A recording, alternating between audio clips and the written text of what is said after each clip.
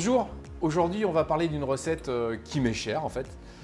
La crique ardéchoise. Je suis drômois, mais entre drômois et ardéchois, c'est une histoire d'amour, c'est le Rhône qui nous sépare. Donc des pommes de terre, des vieilles pommes de terre, de l'ail et du persil. Certaines recettes ajoutent de l'œuf. Moi je crois qu'il ne faut pas en rajouter, les pommes de terre ça suffit. C'est des pommes de terre râpées. Voilà, on prend une râpe, on râpe les pommes de terre. Donc on a pris des vieilles pommes de terre et on les râpe. Ça se mange avec une salade ou ça accompagne parfaitement l'agneau qu'on a fait la semaine dernière. Alors, on a haché l'ail et le persil ensemble. Suivant le goût qu'on aime, entre 2 et 3 gousses d'ail. Donc on met la persillade dans les pommes de terre. On va saler, extrêmement important, parce que salé, les pommes de terre vont se coller ensemble quand on va les cuire. Et là on mélange. Alors la crique ardéchoise, c'est des petites crêpes de pommes de terre en fait. Moi, j'aime bien les faire un peu plus épaisses parce que je trouve que c'est meilleur à manger. Une fois qu'on l'a fait comme ça, on le laisse quelques minutes ensemble avant de les cuire parce qu'il faut que la persillade osmose les pommes de terre, que le sel fasse son effet. On laisse voilà, un petit peu de temps. Petite noix de beurre. La poêle est chaude. Bon, je vais tout mettre. Alors si on est pressé, on la fait un peu moins épaisse. Et si on l'aime un petit peu plus garnie, on la fait comme je suis en train de la faire, c'est-à-dire un petit peu plus épaisse. Donc on prend une fourchette et voilà, on appuie bien au milieu et après sur les bords.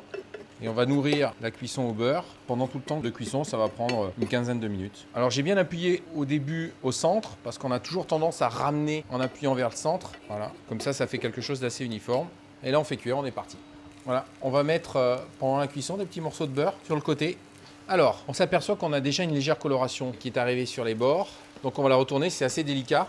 Pour ça, moi ce que je préconise, hop, voilà. Alors maintenant, on va commencer à remettre un peu les bords comme ça. Alors elle n'est pas cuite, il manque encore une dizaine de minutes. On va la retourner encore une fois. Même principe. Hop. On va la retourner une deuxième fois. Donc on est revenu sur la première phase de cuisson. Allez, on va la retourner une dernière fois. Voilà. Les bords vont un petit peu être caramélisés. Donc comme j'ai fait une crique ardéchoise un peu épaisse, c'est long à cuire. Si on souhaite la cuire en 7-8 minutes, il suffit de la faire 2 ou 3 fois plus fine, de l'écraser à la fourchette plus finement et juste de la retourner, presque des deux côtés. Mais à mon sens, celle-ci est plus longue mais plus intéressante parce que la pomme de terre va être moelleuse, il va y avoir du goût, il va y avoir des bords assez croustillants parce qu'ils auront eu le temps de cuire et d'être croustillants. La bonne cuisine, ça prend du temps, même si elle est simple, parce qu'avec des pommes de terre, de l'ail et du persil et un petit peu de beurre, du sel et du poivre, on peut faire quelque chose d'assez intéressant. Le poivre, je ne l'ai pas mis encore, on le mettra juste au dernier moment.